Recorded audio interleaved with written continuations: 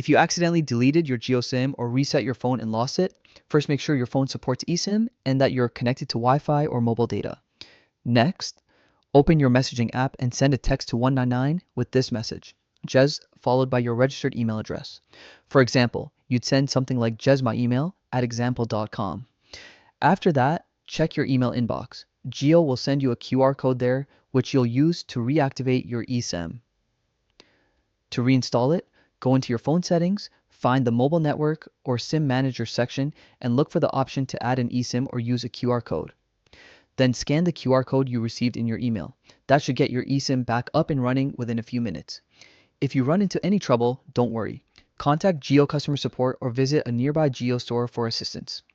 Once your eSIM is restored, it's a good idea to back up your eSIM info or save that QR code email somewhere safe. This way, if you ever reset your phone or switch devices, you can quickly restore your eSIM without repeating the entire process. Additionally, many phones allow multiple eSIM profiles. If your device supports this, you can even keep a backup eSIM profile active alongside your primary one. This adds an extra layer of convenience in case you accidentally delete or lose access again.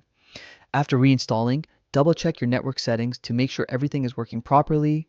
Confirm that your calls, messages, and mobile data are functioning normally.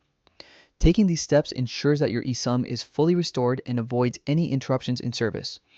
Staying proactive here saves both time and frustration and makes switching or recovering your eSIM much easier in the future.